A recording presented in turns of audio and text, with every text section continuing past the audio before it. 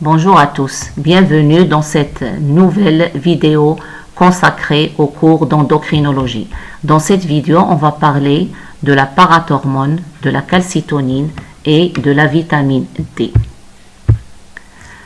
Les parathyroïdes, ce sont des glandes qui se trouvent à proximité et en arrière de la glande thyroïde, comme le montre ce schéma-là. Et ce sont ces hormones-là, ces glandes-là, qui vont libérer la parathormone. Et ces glandes, ils sont de nombre de 4 glandes. La nature chimique de cette hormone, il s'agit d'une protéine constituée de 84 acides aminés. Sa demi-vie, elle est brève, de 10 à 20 minutes. Je vous rappelle que la demi-vie d'une hormone, c'est le temps nécessaire pour que la concentration sanguine d'une hormone soit réduite de moitié. La concentration de la parathormone, elle est de l'ordre de 10 à 5 picogrammes par millilitre. La sécrétion ou bien la régulation de la sécrétion de cette hormone, elle est déterminée par le taux du calcium ionisé et de magnésium. Le magnésium, il a un effet inhibiteur sur la sécrétion de parathormone. Donc là, une diminution du calcium et une diminution du magnésium entraînent une augmentation de la libération de la parathormone. Inversement, une augmentation du calcium et une augmentation du magnésium entraînent une diminution de la parathormone. Quel est le mode d'action de cette hormone? Puisque c'est une hormone polypeptide, protéique, donc elle a un récepteur au niveau de la membrane couplé à une protéine G, ce qui entraîne l'augmentation de l'AMP cyclique.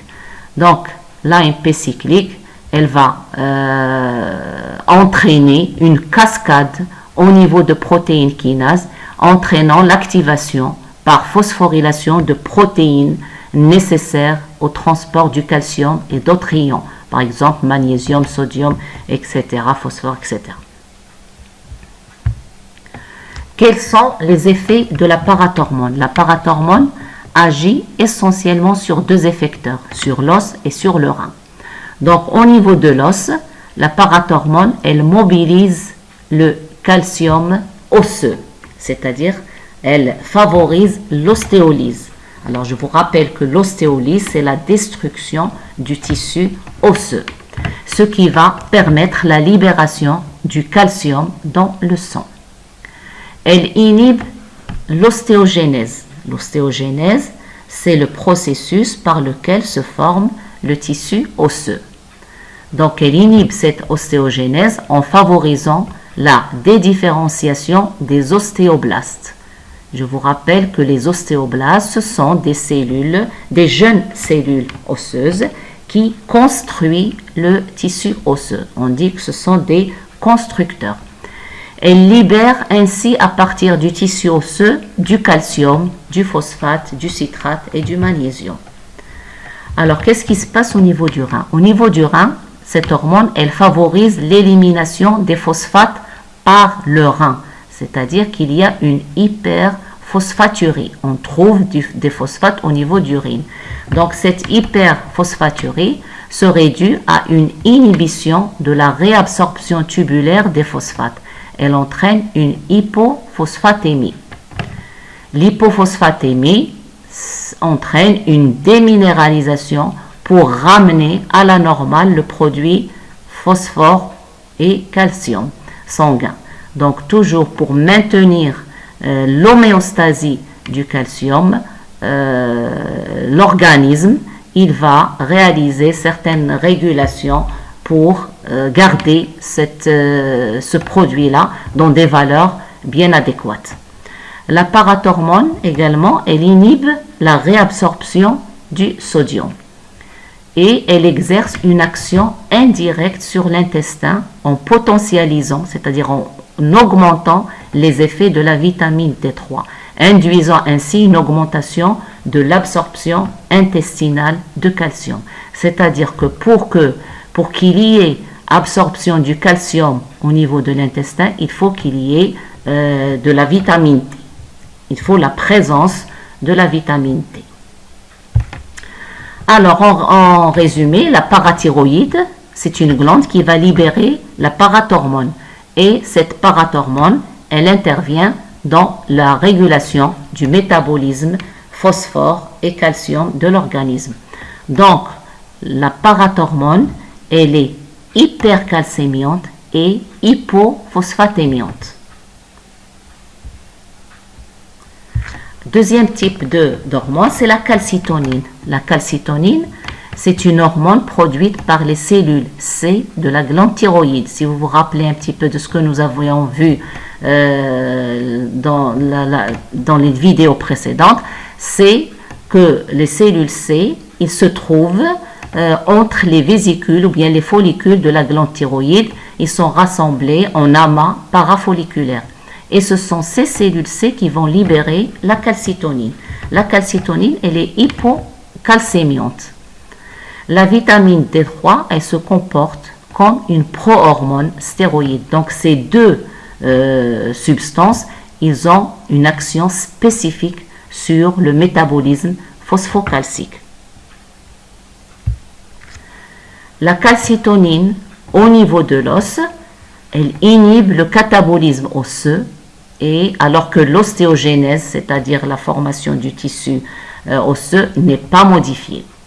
Ces deux phénomènes conjugués expliquent bien l'hypocalcémie et l'hypophosphatémie provoquées par l'hormone. Au niveau du rein, la calcitonine augmente l'excrétion urinaire du calcium, des phosphates, du sodium et du potassium. La vitamine D. La vitamine D, bien sûr, tout le monde connaît la vitamine D. Son action physiologique primaire est d'accroître l'absorption intestinale du calcium. Elle augmente la réabsorption du calcium et du phosphore dans le tube proximal, entraînant une diminution de la calciurie et de la phosphaturie. C'est-à-dire, on a une diminution du calcium dans les urines et diminution du calcium, du phosphate dans les urines. Alors, comment est synthétisée cette vitamine D? Donc, à partir du cholestérol et sous l'action du soleil, les UVB, la peau, elle va synthétiser une prévitamine D qui va être considérée comme un précurseur. Cette prévitamine D, elle va être métabolisée dans le foie et elle va se transformer en une préhormone 25-hydroxyvitamine D. Et sous l'action de la parathormone au niveau du rein, la vitamine D, elle va se transformer en une forme active qui est la calcitriol. Donc voilà comment la vitamine D est constituée. Donc en résumé, la parathormone est une hormone hypercalcémiante et hypophosphatémiante, c'est-à-dire elle augmente le calcium dans le sang et elle diminue le phosphate dans le sang suite à une action rénale. La calcitonine, c'est une hormone hypocalcémiante, elle diminue le taux de calcium dans le sang et elle est hypophosphatémiante suite à une action osseuse qui entraîne une inhibition de la libération du calcium et du phosphore osseux dans la circulation sanguine. La vitamine D, elle permet l'absorption de calcium par l'intestin, la réabsorption du calcium et du phosphore par les reins, donc diminution de la calciurie et la phosphaturie. Donc, son effet, elle est hypercalcémiante et hyperphosphatémiante. Donc, chose à retenir, très importante, c'est que la parathormone, la vitamine D, la calcitonine sont les trois hormones qui régulent l'homéostasie calcique. La vitamine D et la parathormone agissent en synergie, c'est-à-dire en parallèle, et stimulent à la fois la résorption calcique. Je vous rappelle que la résorption calcique, c'est la dégradation de la matrice osseuse. À ce moment-là, il va y avoir libération du calcium par les os. la réabsorption tubulaire rénale du calcium et l'absorption calcique au niveau de l'intestin. La calcitonine exerce un effet contraire à la parathormone et à la vitamine D. Alors, il y a d'autres hormones qui interviennent dans le métabolisme du calcium, qui sont les œstrogènes. Les œstrogènes, ce sont des hormones sexuelles femelles. Les œstrogènes, ils diminuent la réactivité de l'os à la parathormone. On sait très bien que vers la ménopause, les femmes, on a une diminution des hormones sexuelles. Et ceci, il diminue la fixation du calcium au niveau de l'os, ce qui peut provoquer une ostéoporose, c'est-à-dire l'os, il devient très poreux et très fragile. Le glucagon, qui est une hormone hyperglycémiante, il diminue la calcémie.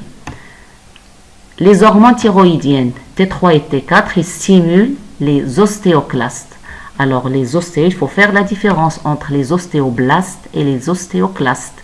Les ostéoclastes sont des cellules osseuses qui sont responsables de la résorption du tissu osseux. C'est-à-dire, ils vont libérer, ils favorisent la libération du calcium à partir de l'os. Les glucocorticoïdes, par exemple le cortisol, ils ont une action antivitamine D. L'hormone de croissance, l'AGH, qui accroît l'absorption intestinale du calcium. On va s'arrêter là pour continuer dans une autre vidéo, Inch'Allah.